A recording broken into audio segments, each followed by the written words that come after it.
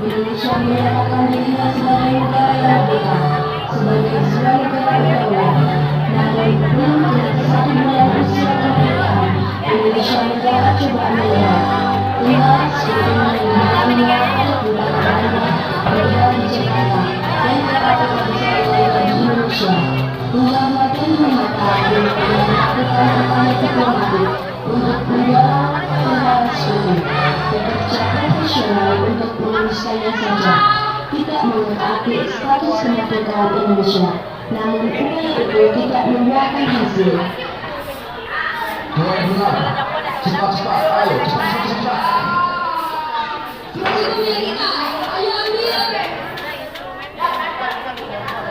Atas saran Jenderal Besar Sudirman, Bung Karno diminta untuk mengirim utusan khusus kepada Raisul Akbar Nahdlatul Ulama Hadratus Syekh Haji Hasyim Asy'ari di Polres Teguh Jombang. Tujuannya untuk meminta fatwa tentang hukum berjihad membela negara yang notabene bukan negara Islam seperti Indonesia.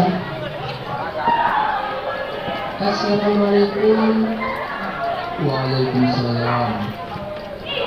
Kiai, saya utusan dari Bung Karno. Beliau menitipkan pesan. Apa pesan Karno? Beliau berpesan, apakah hukumnya membela kerajaan?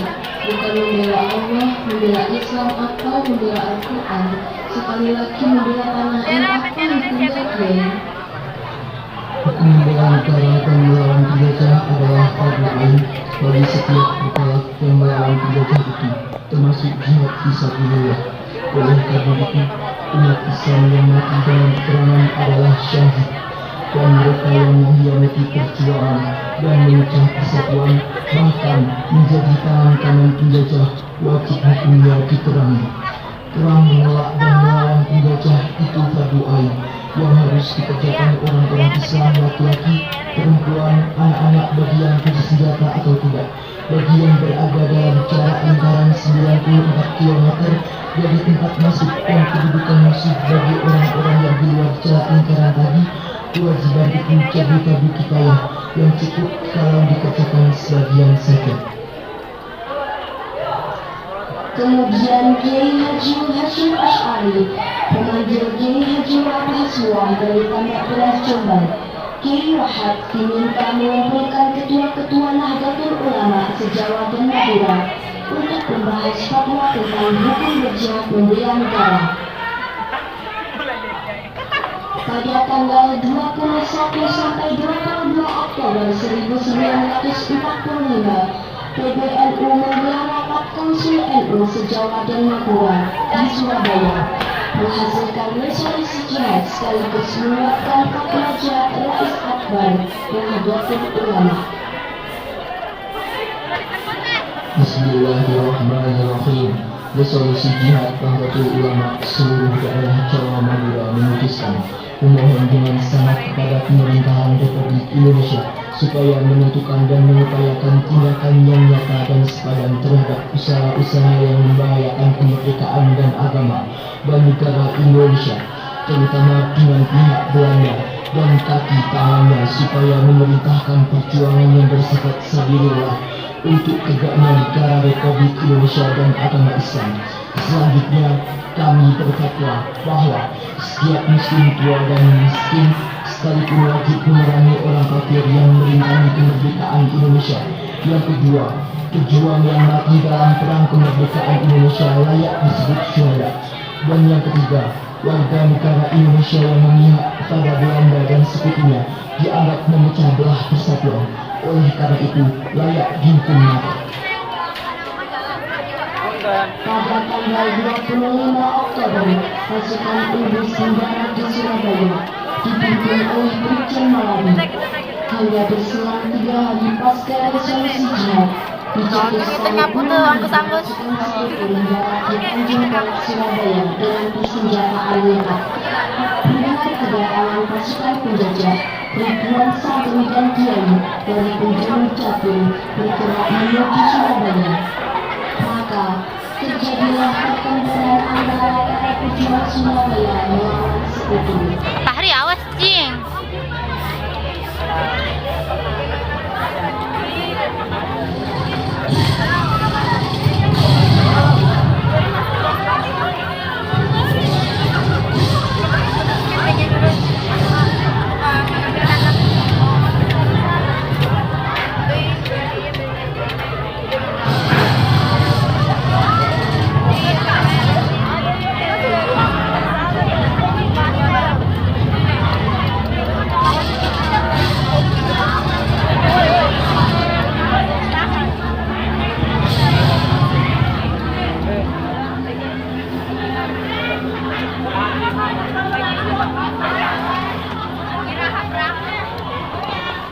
Pada tanggal 30 Oktober 1945 telah terjadi gencatan senjata antara Laskar Arab Surabaya dan pasukan Sekutu Inggris.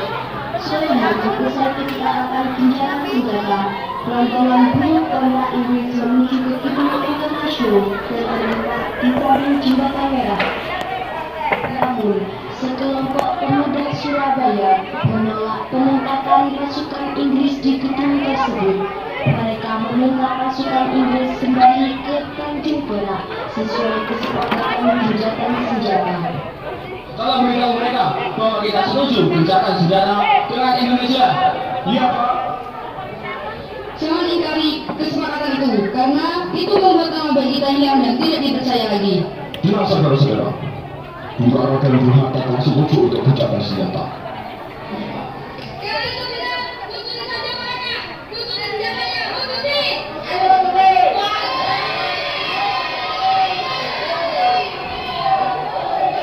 Kami menerima permintaan kalian. Saya yang akan bertanggung jawab penuh. Dan sekarang biarkan kami masuk.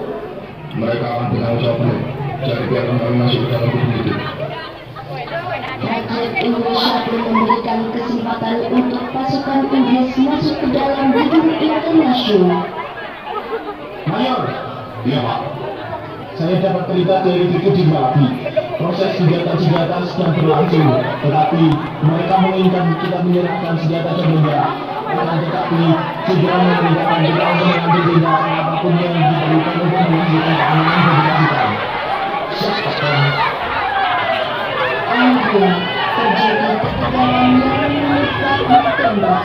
Tembak ini secara mengejutkan, terjebak di tertembak dan mobilnya terbakar, dan gencatan senjata pun berakhir.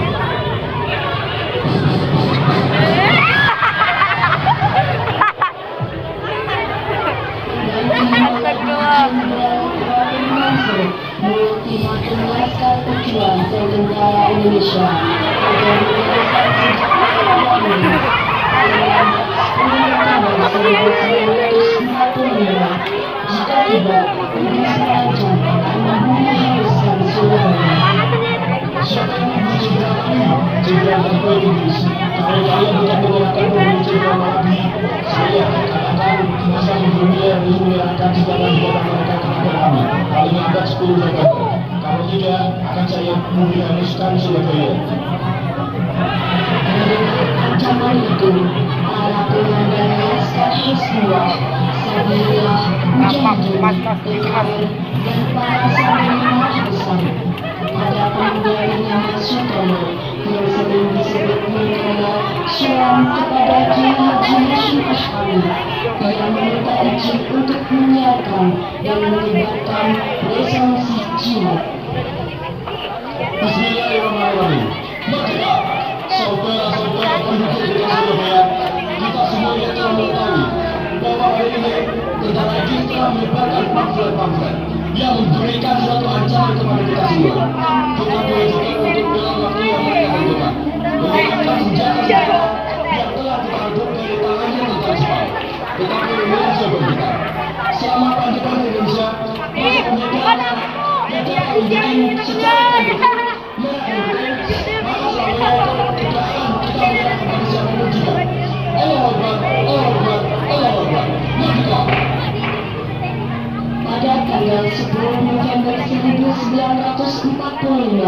pertempuran kembali meluas menyambut berakhirnya ultimatum AFNTI. Perang besar pun pecah. Ribuan pejuang syahid. Pasukan Kiai Abbas berhasil memaksa pasukan Inggris kocar-kacir dan berhasil menembak jatuh 3 pesawat tempur RAF Inggris. Kiai sepak terjadi semakin mengkhawatirkan. Mereka menunjukkan matematik dalam teknis Allah. dan bahkan pihaknya sudah memasuki semester Allah. dan rakyat-rakyat kecil yang tidak berusaha banyak yang menjadi korban. Sepertinya Kiai kelelahan.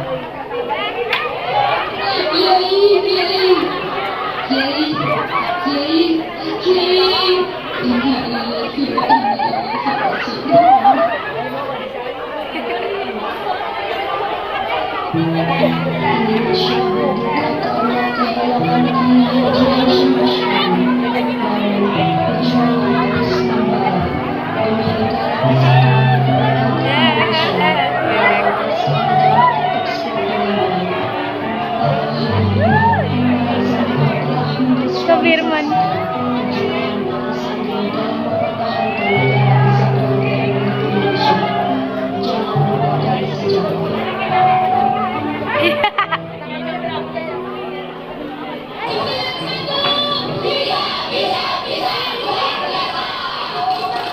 Jadi